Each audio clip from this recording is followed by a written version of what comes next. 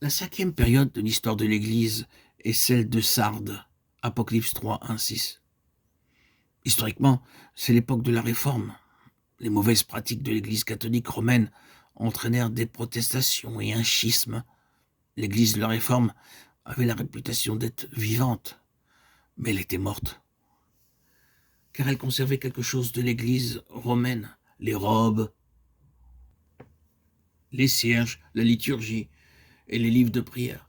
À moins que le Saint-Esprit ne se fraye des chemins dans nos vies, nous aussi nous serons entraînés vers des coutumes et des traditions. Le Seigneur Jésus-Christ se présente comme celui qui a les 7 esprits de Dieu, Apocalypse 3, 1. Ils sont également mentionnés dans Apocalypse 1, 4, 4, 5, 5, 6. Dans Zacharie 4, 2, les 7 lampes parlent de la septuple œuvre du Saint-Esprit. C'est une œuvre achevée, et non pas seulement une expérience. Les lampes doivent être continuellement remplies. Acte 13, 9, 9, 52. Même quand nous sommes dans le besoin, nous devons être remplis sans cesse. Nous avons besoin de comprendre correctement l'œuvre du Saint-Esprit dans nos vies. 7 noms sont donnés au Saint-Esprit. Le Saint-Esprit opère une septuple œuvre intérieure dans nos vies. Le Saint-Esprit opère une septuple œuvre extérieure.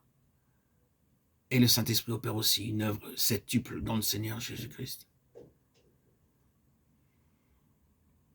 Dans Hébreux 9, 14, le Saint-Esprit est appelé l'Esprit éternel, qui nous donne le désir de l'éternité et des choses éternelles. Dans Romains 1, 4, il est appelé l'Esprit de sainteté, œuvre en nous pour nous rendre semblables à Christ. Suis-je comme lui? Le Seigneur est-il satisfait de ma vie? Dans Jean 14, 16, il est appelé le consolateur. Il nous fait jouir pleinement de l'amour de Dieu, non pas d'une émotion quelconque, mais du pur amour de Dieu. Romains 5, 5 parle de l'amour qui dépasse toute connaissance. Éphésiens 3, 19, Dieu veut que nous soyons remplis de sa plénitude. Jean 14, 17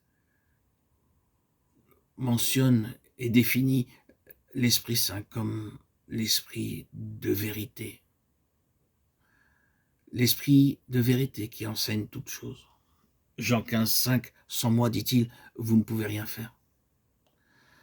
Dans Galates 4, 6, le Saint-Esprit est nommé l'Esprit de son Fils, qui nous permet de dire hardiment mon Père, comme il dit lui-même, mon Père et votre Père. Jean 20, 17. L'Esprit me donne la capacité de revendiquer le droit de l'appeler mon Père. Dans 2 Timothée 1, 7, il est appelé l'Esprit de force, d'amour et de sagesse. Nous devons lire la Bible entière, cela nous préservera de faux enseignements. Et enfin, le 7e nom donné à l'Esprit Saint dans 1 Jean 2, 27 est l'onction. Nous serons enseignés toute notre vie par l'Esprit.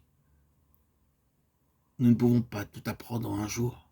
Lorsque nous serons prêts à le recevoir, nous serons alors enseignés par l'onction. Matthieu 13, 17.